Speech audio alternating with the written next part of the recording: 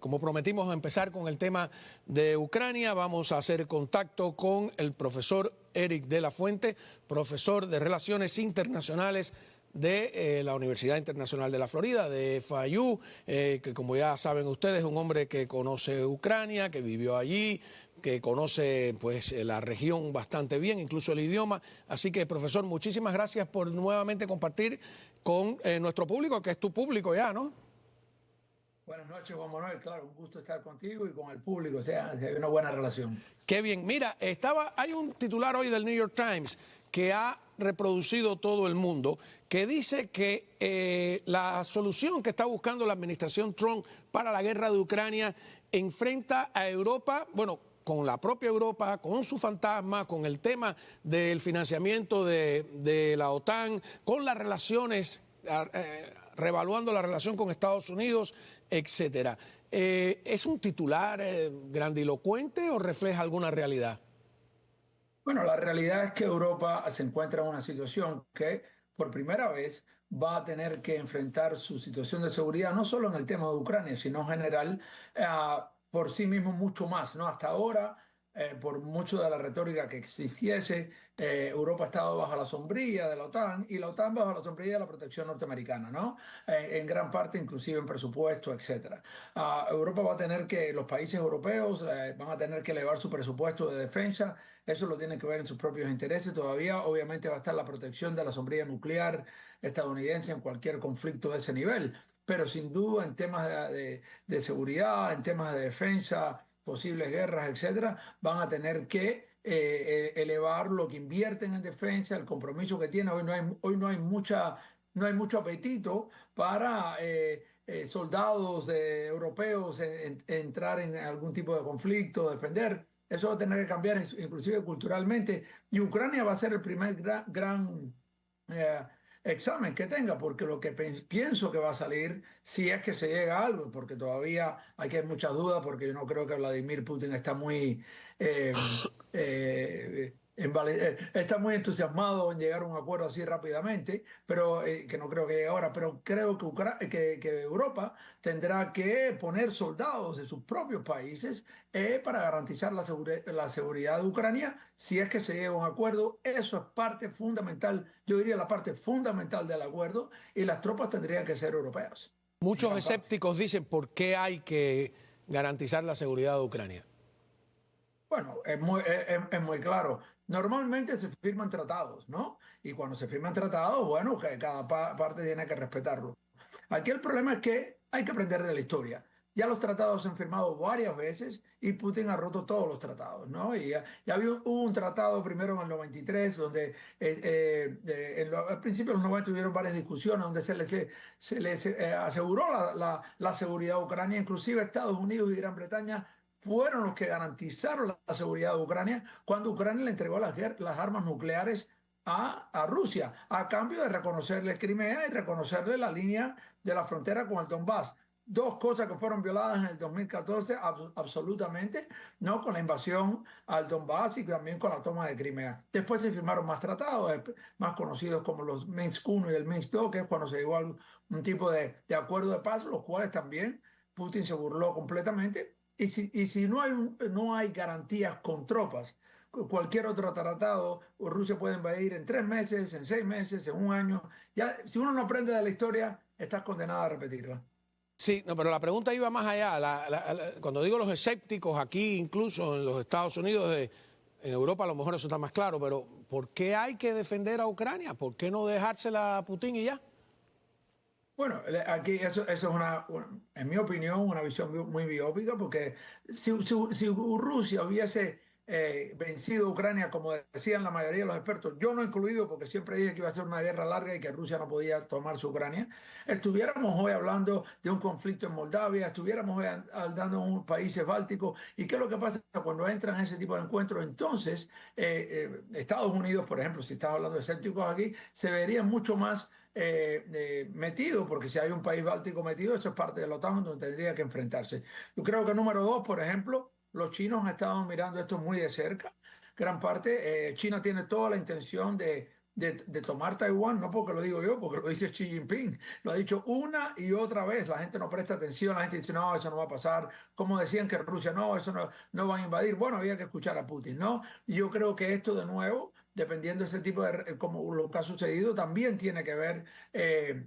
mucho en lo cómo reacciona China. Y tercero, es muy claro, si la idea que podemos invadir y tomar un territorio, cualquier país puede invadir y tomar un territorio sin ningún tema de poderlo frenar de alguna manera, eventualmente entras en un conflicto mucho mayor porque también es envalentonado. Por último, si no queremos hablar nada más de Ucrania, y es algo que se está empezando a hablar porque siempre existió. Ucrania tiene una reserva de minerales, o le dicen minerales raros, que no son raros, sino que son raros porque no se encuentran mucho, pero que son muy, muy importantes para la defensa nacional, para muchas de las tecnologías que tenemos hoy en día, y encima tiene la reserva de uranio más grande de Europa, que los rusos quieren, que los chinos quieren, que obviamente no solo por lo que puede servir el uranio, pero el uranio también es importante para armas nucleares, etcétera. Así que hay muchas cosas importantes y mucho más, ¿no? En todo lo que es la posición estadounidense, como se ve como potencia mundial en el mundo.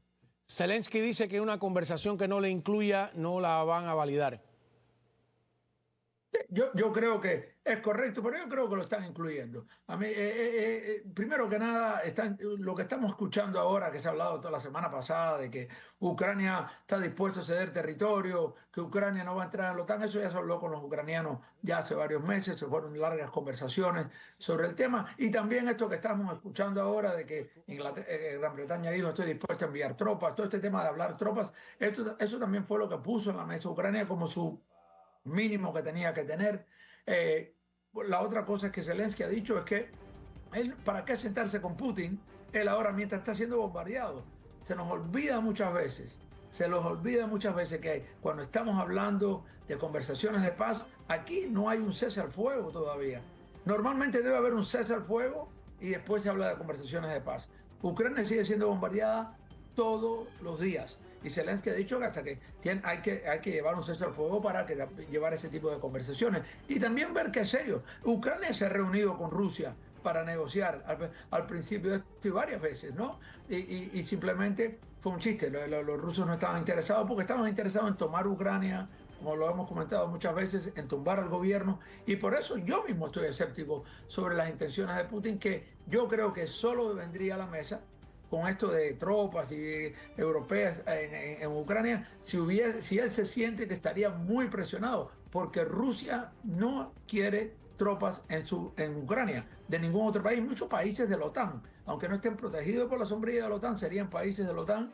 De hecho, eso se está hablando de qué países pueden mandar tropas, que los rusos estén contentos o lo acepten. Pero yo no creo, y hasta qué nivel de tropas, etcétera, pero yo no creo que Rusia tenga ningún interés en eso. También quieren que se demilitarice Ucrania. Ucrania quiere militarizarse más para una posible defensa. Aquí hay mucha tela por cortar y yo creo que sigue siendo Rusia el que impide la paz principal, porque ya los ucranianos han dicho que podrían ceder territorio, que es su concesión mayor y no popular, y por el otro lado, obviamente no entrar a la OTAN, que eso no va a ocurrir, pero también lo cederían. Ahora, brevemente, cuando regresemos del corte comercial, hay varias cosas que me gustaría preguntarte. Los demócratas aseguran que Trump le va a dar a Putin todo lo que quiera. Y luego tú mencionaste a Taiwán y hoy ocurrió una noticia, para mí, que cambia toda la política exterior de los Estados Unidos con relación a China, que han anulado el memorando donde Estados Unidos no reconocía la independencia de Taiwán. Volvemos a 1978 y nosotros regresamos después de la pausa. Continuamos conversando con el profesor Eric de la Fuente, profesor de Relaciones Internacionales de FAYU. Profesor, a ver, dos cosas. Hoy Pedro Sánchez, presidente del gobierno español, dice una cosa un tanto amargo y simpática, ¿no? Porque dice que, bueno, vamos a ver, no nos comprometemos a pagar el 2% que nos corresponde de la OTAN, etcétera. Luego, toda la izquierda española está revuelta, incluso están hablando de manifestarse frente a las bases norteamericanas que están en Cádiz, yo creo que es en Rota y no sé si la otra está en en Melilla, ¿no? La verdad que no sé bien, sé que por esa área hay 2 bases norteamericanas. Esa idea de que los europeos creen que no deben pagar ese 2%, ¿tienen razón o no? Esto no es una cuestión de tener razón. Si quieren poder defenderse, van a tener que elevar su presupuesto de defensa. Esto no es una cuestión de que nadie lo va a forzar. La cuestión es, no puedes tener los dos lados de la moneda.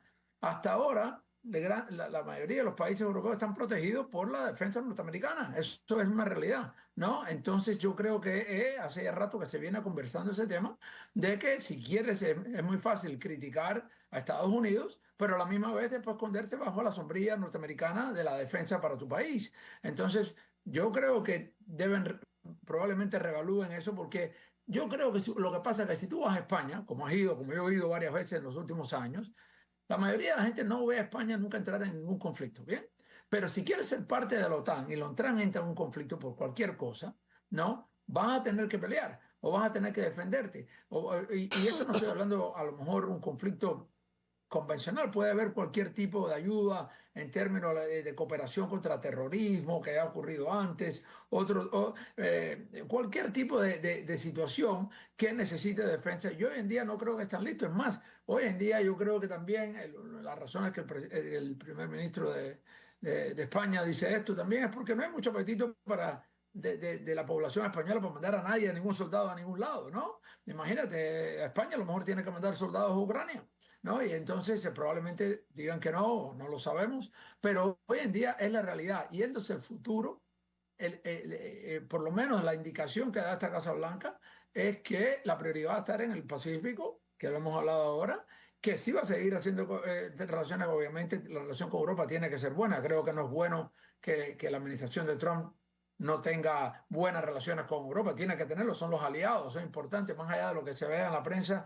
se coopera muchísimo en inteligencia, se coopera muchísimo en antiterrorismo y en muchas otras cosas, y por encima de todo es importante. Dicho eso, cada uno tiene que poner de su parte y eso creo que hay otros países en Europa que están de acuerdo. Bueno, el presupuesto de Polonia es del 5%, por ejemplo. Creo que a medida que te vas alejando del frente del este, ese presupuesto va cayendo un poco cuando llegas a más o menos, ¿no? Pero porque no ven ese nivel de inseguridad, pero lo hay. Y de hecho, España está penetrada totalmente por los rusos. Eso es una cuestión que para mí es increíble como no ven el peligro ahí.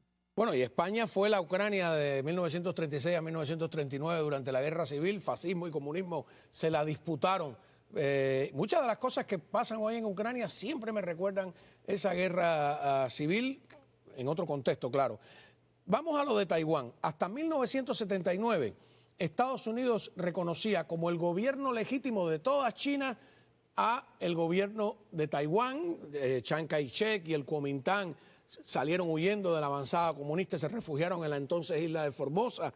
Siempre digo que solo tiene 36.000 kilómetros cuadrados y llegó a tener el 400% del Producto Interno Bruto de toda la China continental. Bien, en el 79 Jimmy Carter cambia eso, traslada la embajada norteamericana de Taipei a Pekín y se adhiere a la idea de una sola China, que reconocemos ahora como el gobierno legítimo al del Partido Comunista, a fin de cuentas.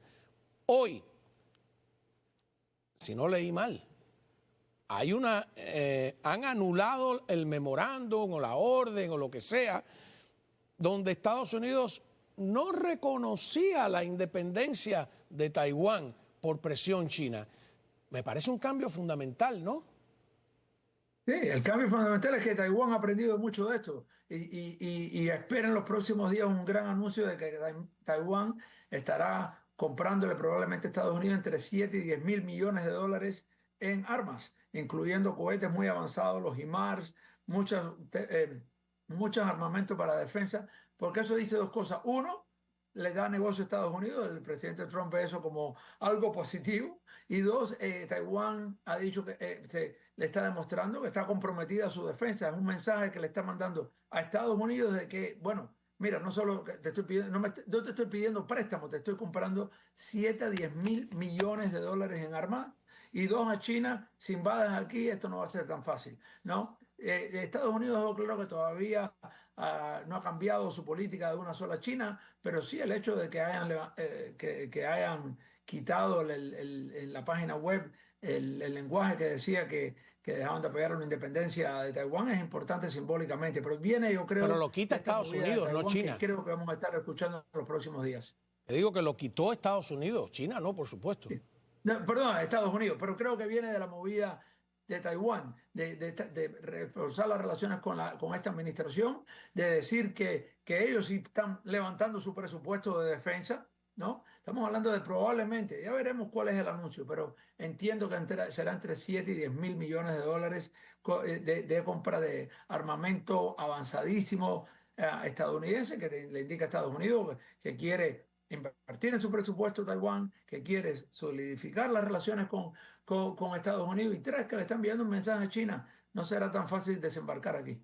No, y algunos observadores avispados se dieron cuenta de que la primera visita del secretario de Estado, de Marco Rubio, le dijo, bueno, ha sido a Centroamérica, pero fue a cada uno de los países que habían roto relaciones diplomáticas con Taiwán, ¿no? Panamá, Costa Rica, El Salvador, Santo Domingo. Es muy interesante, ¿no? De alguna manera, porque se fue a esos países a hablar del tema chino, sobre pretexto del Canal de Panamá, creo yo. No sé cómo lo ves tú. Claro, yo creo que no tanto para ver con Taiwán, pero sí por la presencia china, ¿no? En el sentido de que no sean parte de esta red, como le dicen en inglés, el Belt and Road Initiative, que los chinos han planteado por todo el mundo y que en América Latina son muy fuertes. Creo que es más allá de estos países, creo que Estados Unidos finalmente tendrá su foco en América Latina por el tema de migración, por el tema del flujo de narcóticos y por el tema de que China realmente es una presencia enorme, el socio comercial número uno de muchos países, si no es el uno es el dos en otros, y creo que es importante. Y para estos países que la relación con Estados Unidos es muy importante, creo que la visita de Marco Rubio enfatiza de tratar de no estar tan metido con China, y de hecho hubo anuncios en Costa Rica al respecto, hubo anuncios en Panamá al respecto, y creo que en otros lugares también podrán verlo. Ahora, dicho eso, ya las relaciones chinas son muy importantes en estos países y tampoco se pueden ahora desencadenar de estos contratos que los chinos han firmado, que son bien difíciles. Pero regresando a Taiwán, es verdad que muchos países de América Latina se cambiaron. Realmente han sido los últimos, ¿no? El mundo entero ha ido cambiando, y de hecho todavía quedan unos cuantos en América Latina Porque Estados Unidos lo había hecho primero. Yo le decía a algunos interesados que Panamá podía responder, bueno, ustedes fueron los primeros que lo hicieron. Entonces, claro, exactamente. El cambio de política norteamericana es fundamental. Muchísimas gracias al profesor Eric de la Fuente por haber pues ayudado aquí a todos a entender un poquito más estos importantes cambios en el mundo. Y cuando regresemos, volveremos aquí al espacio nacional, les decía.